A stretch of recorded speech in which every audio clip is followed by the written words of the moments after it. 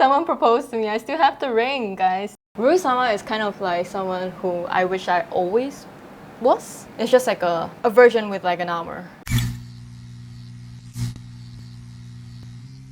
Welcome to my office space. Please come in. I started doing cosplay when I was 17. At that point of time, I was really into Harajuku fashion as well, so I think it's very closely related. So I created a cosplay account just for cosplay so that my parents wouldn't know. Actually, the full name is Ashiru, and I just thought that Ashiru was difficult to remember because Ru is too short to be an Instagram handle, so I put Rurusama. Sama actually is used kind of like address someone of like a higher status. Usually people associate it with like princess vibes. I eventually started making more content, and then I became a full-time cosplayer because of Patreon. TikTok started, so I started to make TikTok videos, and then it became what it is now, actually. Okay, this is what's that called? The one that you put the cup on it? Coaster. Yeah, this is a coaster. It's actually made by my friend. This is Anya from Spy Family, and she just thought that this is my vibe. I was like, okay. Honestly, I only started really realizing how much like views I was getting when my mom found out about it. No, when my relatives start recognizing it. So my uncles and my aunties are like, they just don't really understand like how online could pay someone to do this as a job. So for the first 3 years, I actually just said that I was studying. And until like 3 years later, they asked me and I'm like, oh, yeah, it's my full-time job. But at that point, more people understood what it was to be an online creator. So I decided to bring the career to try it. For this whiteboard, I actually wrote it last year. I have like 4 things that I want to focus on this year, and some stuff has already been done, like a pop-up dance thing. Yeah, and I have like some motivational stuff just to remind myself and to re-anchor myself whenever I feel lost. If there's anything you want to steal from my house, this box is probably the most expensive. But this is also everything that I own. So usually I just do daily makeup, which is kind of something I already have on. But if I have to do cosplay makeup, then it's like a completely different deal, right? Today we're gonna be cosplaying as Frieren from Sozono Frieren. I started learning cosplay makeup from YouTube videos, and in the past there wasn't that much materials as it was now. These are really convenient because you don't have to put glue on it. Oh, I dropped one of them and I have no idea where it went. Usually I like to stick my lashes first before I do my makeup.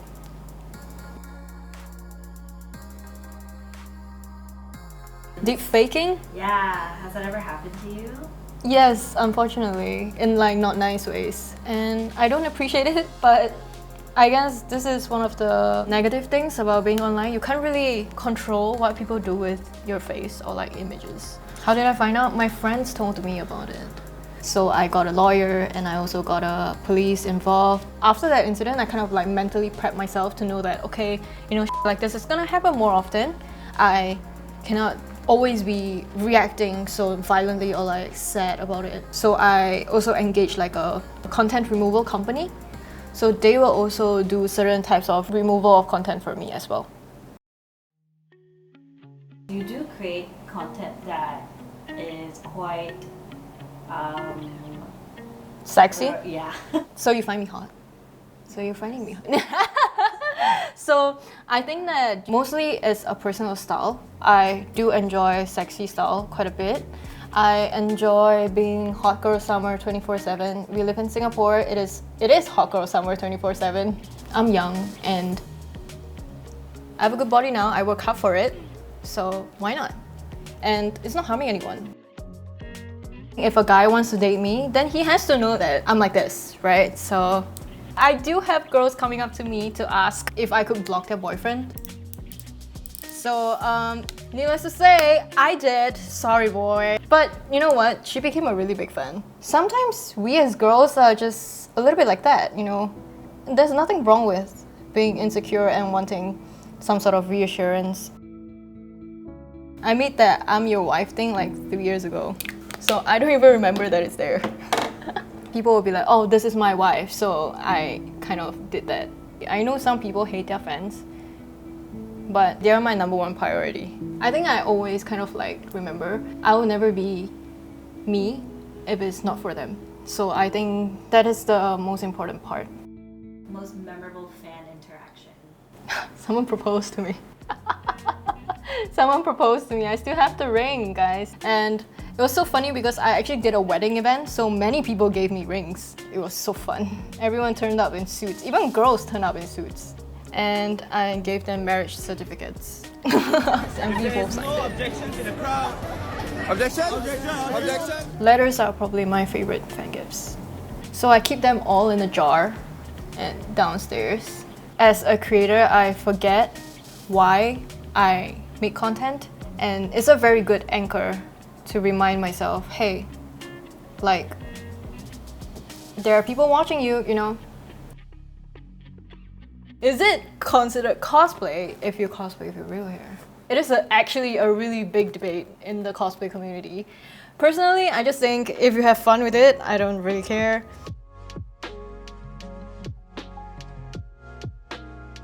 So usually I keep like a reference photo in front of me like this because I'm going for the shoot right after this. So usually I just wear the wig and style it immediately. She has a middle part.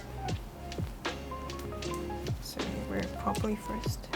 And then, so funnily, like most people that watch my content these days are like female, but of course more males are still following me. I feel like the audience changes according to the content that I make. So I'm not exactly searching for the type of audience. They kind of just come. As my age changes, as my interest changes, then the audience naturally kind of just caught on and like kind of move on from there. Like, not everyone watches like one content creator for like 10 years, right? Actually, I feel like a lot of people think that fame would change a lot of your circle. Like, nothing really changed.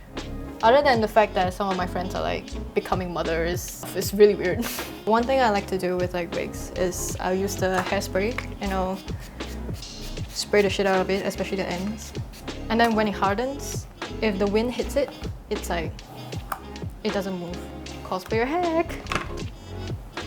So her hair just requires you to do this. Cosplaying is just wearing a character's costume, right? So it doesn't make sense to not be able to cosplay as something else, as something that you want to be. There's always going to be people who doesn't like what you do, which is fine. What can they do?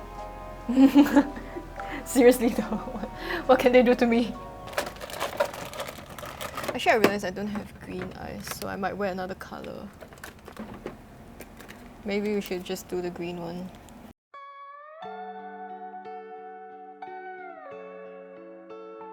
I think you can go straight down from these. View the parasocial relationships your friends have. I actually don't mind it that much because like, I feel like it's a very normal thing, and I do feel like people find like solitude and like, you know, consuming content. I do that sometimes too. That's the vibe when you do stuff online, I guess. Like, people think they know you a little bit more than they think they actually do. Maybe it's just my own justification for my own behaviors too. How do you deal with haters? You don't. Listen, don't. You don't deal with haters. Most of the time I just ignore. Like, I don't consume, I don't react. And I think that has greatly decreased the amount of negative comments also, because I feel like most haters just want a reaction. Or they're just miserable. So I feel bad for them, honestly.